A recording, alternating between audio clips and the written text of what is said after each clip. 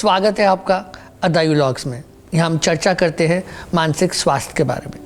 Opposition defiant disorder. Oh oppositional, डी defiance, यानी ये वो बच्चे जो अथॉरिटी फिगर को ऑपोजिशन करते हैं और साथ में डिफाइंड होते हैं रूल्स के प्रति। एक तरह से देखें तो बच्चों के लिए ना बोलना स्वाभाविक है। इनफैक्ट टेरिबल टूस, टॉडलर्स, हम ये बात करते हैं और वो इसलिए करते हैं क्योंकि जब बच्चे बड़े हो रहे होते हैं, अपनी डेवलपमेंट जब उनकी हो रही होती है, तो एक समय आता है कि बच्चे की विल डेवलप होती है, बोलते हैं नो, अभी आप जो ये खिला रहे थे अभी नो, और फिर हम उन्हें टेरिबल टॉडलर बोलते हैं। फिर बच्चे और बड़े होते हैं, टीन्स में आते हैं, तब फिर उनके अंदर कुछ बदलाव आते हैं। जब वो बदलाव आते हैं तो फिर जो हमारी एडल्ट हैं, हम सब पेरेंट्स, टीचर सब मिलके अब बोलते हैं कि देखो टीन्स हो गए हैं, ये टेरिबल टीन हो रहे हैं। सो क्या चीज़ एक नॉर्मल एस्पेक्ट है और क्या एक ऑपोजिशनल डिफाइंड डिसऑर्डर है, तो इसके बारे में आज अपने चर्चा करेंगे। विशाल, ये बताइए कि ODD ऑपोजिशनल डिफाइंड डिसऑर्डर, ये हम पहचानेंगे कैसे? इन बच्चों में जो हम देखते हैं मुख्यतः 3 तरह के लक्षण होते हैं। एक तो एंगर और इरिटेबिलिटी होती है, दूसरा विंडिक्टिवनेस होती है, तीसरा डिफाइंड बिहेवियर होता है। इन तीनों को मैं एक्सप्लेन करता हूँ आपको। ऐसे बच्चों का मूड ना हमेशा गुस्से या चिड़चिड़े से हो सकते हैं, स्पेशली जब वो अथॉरिटी फिगर के अपोजिट में आते हैं। जब हम अथॉरिटी फिगर की जब हम बात कर रहे हैं, हम बात कर रहे हैं parents, teachers, other adults, yes. So that will be authority. That will be authority figure. Not their peers, not their siblings, but इसमें ODD because defined, oppositional defined disorder में जो कोर फीचर है, ये अथॉरिटी फिगर्स के against rebellion type का behaviour करते हैं, not against peers, not against siblings. तो इनमें चिड़चिड़ाहट, एंगर भरा होता है towards the authority figures. Second चीज़ जो हम देखते हैं ये बच्चों में, जैसे अगर आप उन बच्चों को कुछ डांटो या समझाने की कोशिश, तो बदले की भावना से, विंडिक्टिवनेस के साथ दे विल रिप्लाई बैक और they will try to do something ताकि आप और दुखी हो। या पीछे आपने बोला कि टीवी नहीं देखेगा और वापस आकर उसने फिर टीवी चला दिया और गुस्सा कर दिया। That is how they will do, they will defy your orders. That's why defiance, defined comes, word comes. और जो है ये आर्ग्यूमेंट करेंगे, अपनी गलती है तो पेरेंट्स को ब्लेम करें, नहीं आपने बोला था, आपने तो उसको तो ऐसे बोला था, मेरे को ऐसे बोल रहे हो। सो हमेशा झगड़ा करना, हमेशा गुस्से की भावना में रहना और चिड़चिड़े रहना, these are the 3 features, core features of ODD. And again, just to stress again, this is towards authority figures. So, मेहमान साहब, children get angry, adults get angry, हमें भी गुस्सा आता है, और कई बार ऐसा होता है कि एक आर्ग्यूमेंट हो जाती है बच्चे और पेरेंट के बीच में, एक आर्ग्यूमेंट हो सकती है बच्चे और टीचर के बीच में। तो ये पता कैसे चलेगा दैट ये आर्ग्यूमेंटेटिवनेस या ये anger, irritability normal part of development नहीं है, and it's an illness, ODD as an illness.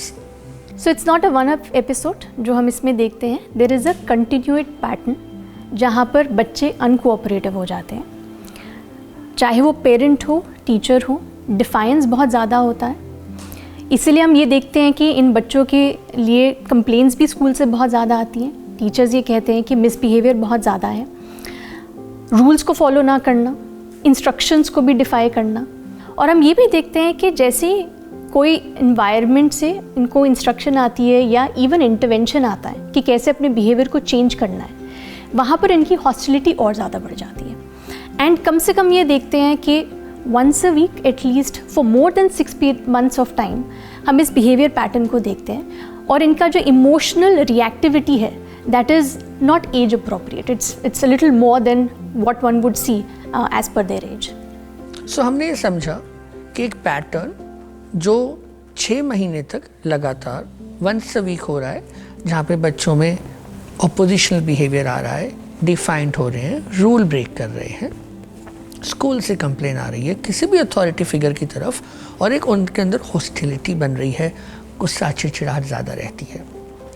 विशाल, ये बताओ कि बहुत से लोग ODD ऑपोजिशनल डिफाइंड डिसऑर्डर और ADHD में कंफ्यूज हो जाते हैं। कई बार हमने देखा है कि बच्चे हमारे पास आते हैं तो पेरेंट्स थोड़ा वो सर्च करके आते हैं और बोलते हैं हमारे बच्चे को ADHD है, लेकिन होता ODD है। तो ये डिस्टिंग्विश कैसे करते हैं आप? क्योंकि ODD एंड ADHD 40% में को एग्जिस्ट कर सकता है, क्योंकि बहुत सारे फीचर्स इनके ओवरलैप करते हैं, इसलिए लोगों को कन्फ्यूजन भी हो जाता है। सो ODD में जैसे मैंने बताया था 3 मेजर फीचर्स थे, opposition against authority figures. ADHD में हाइपर एक्टिविटी है, इसमें एंगर एंड इरिटेबिलिटी है, उसमें इम्पल्सिविटी है, बट इम्पल्सिविटी जनरल है, सिर्फ एक स्पेसिफिक बंदे के अगेंस्ट नहीं है। ODD में it's against a specific person, कि उसके खिलाफ गुस्सा करना, चिड़चिड़ाहट करना।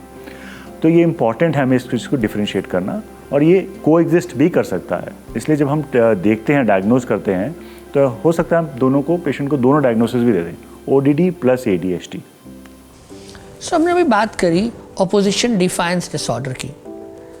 हम सब में कभी कभार गुस्सा आता है, हम अपोज भी करते हैं अथॉरिटी को, हम आर्ग्यूमेंट भी करते हैं, लेकिन अंतर यहाँ पे ये है कि यहाँ पे क्योंकि एक पैटर्न है, और वो पैटर्न इस ग्रोइंग चाइल्ड की क्वालिटी ऑफ लाइफ पे असर करता है, चाहे वो एकेडमिक हो, चाहे वो उनकी रिलेशनशिप्स हो, उनकी अपनी सेल्फ हो, और ये समझना ज़रूरी है।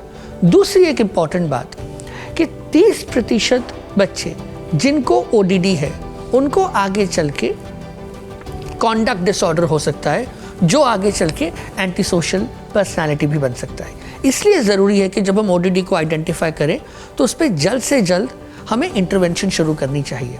आज हमने ODD के बारे में समझा, और अगले एपिसोड में हम ये बात करेंगे कि ODD का इलाज क्या कर सकते हैं, स्कूलों, पेरेंट्स को क्या करना चाहिए। आप सुन रहे हैं अदायु लॉग्स, यहाँ हम चर्चा करते हैं मानसिक स्वास्थ्य के बारे में।